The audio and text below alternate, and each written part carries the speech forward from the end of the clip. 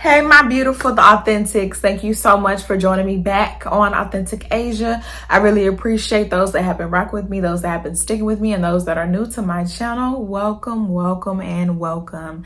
Thank y'all so much. I pray that God just rains down his blessings on you, that this video not only blesses you, but you are able to bless others and just continue to be the light that God has called you to be. So, last episode, we were talking about kingdom relationship and why you want a kingdom spouse so bad. That was the question that I ended off on. Why do you want a kingdom spouse so bad? And now we're going to continue that. Part two. Because if you don't know why you want to be with somebody, but why you want it so bad, if you don't know why you desire a thing so bad, it kind of will get you hurt in the end. Because what is your why? Why are you fighting so hard for this? Because when the going gets tough, you're going to stop fighting. You didn't have a reason to fight in the beginning, so you're going to stop fighting. It's almost like someone that just falls out of love with somebody. And they always talk about how falling out of love with somebody is not enough to leave them. When it comes to marriage, it's not enough to leave them. It has to be deeper, of course, but it goes hand in hand when it comes to relationships. Because if you don't know why you're there, like I just said, you're not going to fight. If you didn't have to fight in the beginning, why would you try to put up a fight now? And that's literally how a lot of people's mindsets come out to be. So, going off of what I said in the last video, paying attention to who it is that you give your time to, that you give your respect to, and most importantly, that you talk to, that you speak to, that you hug on, that you kiss on, that you sex on. Because listen, everything is a soul tie. Everything. Baby, I have not put my lips on nobody. I can't tell you the last time I let somebody touch these jokers, okay? Huh. And as much as it might cross my mind, I won't be doing it. I won't.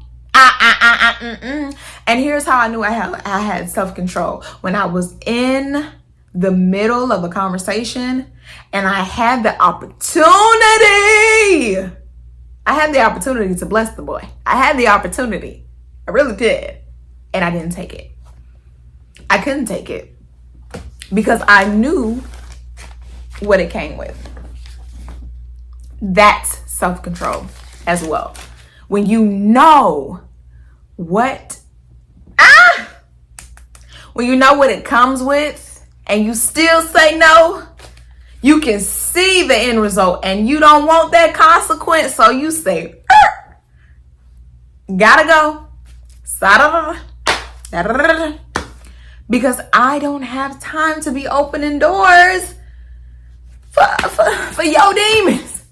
I ain't got time to be fighting your demons. I don't have time for that.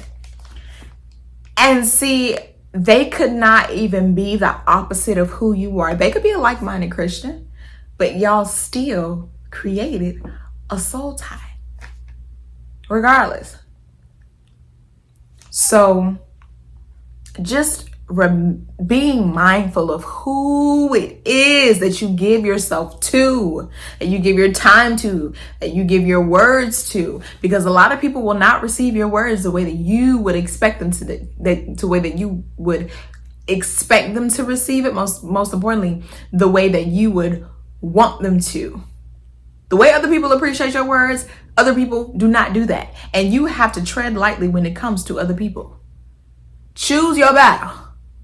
Use what you know when it comes to those people. Because I'm telling you, they will show up and show out. You let you say something that they do not agree with. They gonna tell you. Right off jump. Let them tell you what it is that is on their mind, and they will. They most definitely will. And the way that you vent and the way that you pour into Susie, you might not be able to do that with Rochelle. Because Rochelle is not going to receive it in the same exact way Susie is.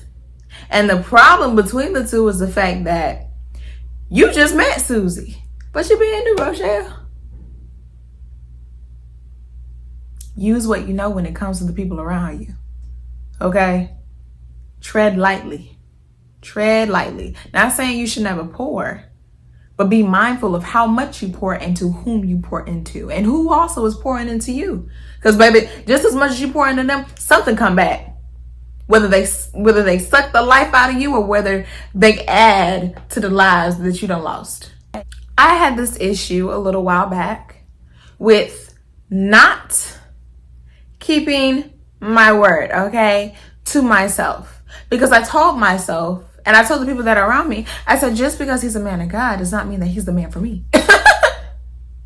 Yeah, I told them that. I said, just because he's a man of God does not mean that he's the man for me. And just because I see him on the outside, baby, I don't know nothing about him on the inside. I'm not about to get excited about a soul that I just met. I don't know where you came from. I don't know who sent you. That was always my motto. Always. My motto, I was headstrong with that one, okay? Well, it's been a minute. It's been a minute. He listens to you. You guys are able to have nice conversation, X, Y, and Z. And it's so funny how you can meet somebody attractive to you and you still stand on business, but your business, when you want it to be closed, you kind of open it for them. Like, like the sign is now open because you're standing outside my gate. Should have kept it closed. But it's okay. We all do it. We all fall short. But honestly, because I was so wowed by the fact that he was a man of God and that he was older than me. And you see, that is also the problem. Characteristics will get you in trouble as well. Because if you're not looking at the right thing, you're going to be looking at the wrong thing. And if you're looking at the wrong thing, you can be blind. You can blind yourself, though. You can't blame that on nobody else. You can't even blame that on Neil. Okay? You can't even call him a distraction. You are the problem, okay? You are the problem. But you fixed it right away. It's okay. You got back on track. It's okay. But yes, and I allowed for myself to honestly think for a moment that this could be my husband. And I'm just like, there's no way. It's so funny. Half of me is like, this is my husband. The other half, I'm just like, I know for a fact this man is not my husband. He does not even give me the true vibes that he could even be a potential. I can't even see me and this man being together besides being in the bed. It's like Asia. If you truly had the opportunity to jump this man's bones, you would do so. And it wouldn't matter because my job here would be done. And that's precisely what was going through my head at the time. It's crazy that I would even think like that. But, and I prayed about it. I repented about it. Because I never want to be the type to just lust after somebody and that be the reason I go after them. I don't want anybody to just lust after me. Don't lust after me and then tell me that you want me. What was the reason? That's going to be my question. Is there a real reason? Because if you come up to me telling me that you like me, you love me, this, that, and the third, I'm supposed to be, oh yeah. Why? It's not an insecure thing. It's not a confidence booster. I truly want to know if you know why you want to be with me. Because if you don't know why, like I said before, if you don't have to put up a fight now, why in the world would you put up a fight later? That's just some people's mindsets. Me, I just have to know. I have to. So if I ask why and you don't have an explanation, you're just like, I don't know. That's not going to be enough for me. Because why do you not know your own feelings? I'm not going to make up some stuff and make them for you and then be like, oh, okay, well, we can figure it out together. No. You want to pursue me. You need to have your ducks in a row before you get over here. Truth be told, you gotta know, buddy. But yeah, besides me thinking the way that I thought, because that was such a problem with me, I had already made up in my mind. I said, okay, all right. I know exactly what I need to do. And I need to just be honest with this man about the way that I feel. I ain't tell him all that. He ain't even know all that. That's my business. That's between me and God, okay? You don't never need to know what I'm thinking.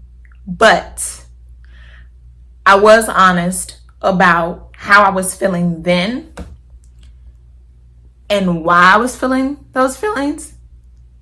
And see, the difference between men and women is the fact that a lot of times logic is used more with men than it is with women. So something that you may feel is important to you may not be important to him. And that's why so many people in relationships, that they're like, well, if it's important to you, it's important to me. But if it's not important to him, but it's important to you, he should make it important to him because it is important to you. Now, depending on what it is, I mean, just because I like going to plays, I don't expect you to go to every play that I go to.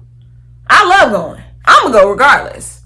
Okay? And just because you like the Falcons, don't mean that that's going to be my new team. Okay? If I watch it and I still don't understand it, I'm not going to watch it with you anymore. Now, if you want to explain the game to me and us make a bond out of it, if we're bonding in this stuff, okay, then I understand that. Because a lot of people like to make it to where, because he likes what I like and I like what he likes and we like each other, we're going to make it a bonding. So when he watches the game and I watch it with him, or he may be watching the game and I may just be near him, but that's us bonding. Okay, I feel you on that. I can understand that. See, I've been single forever.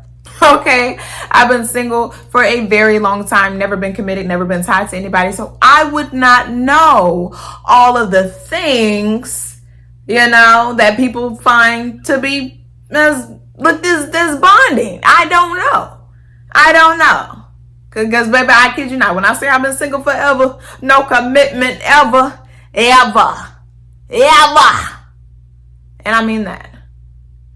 Which is why I'm coming on here talking as a single.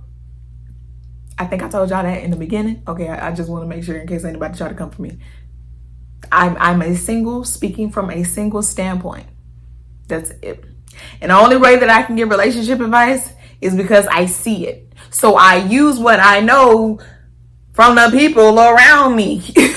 That's it. That's the only way I'm able to give relationship advice. And then on top of that, sometimes it may not even be romantic. Relationship is a relationship. It doesn't matter if it's romantic or platonic. A relationship is a relationship between two people. Uno, dos. So when you establish that relationship and you have wonky stuff going on, some people just wonder how singles are able to give relationship advice. Because we use logic. Remember how I just said logic is different between men and women? Singles use logic a lot. So, yeah, and a lot of scenarios. But I'm going to stop this video right here because I could go on and on. But stay tuned for part 3. Okay? Good night. I love y'all.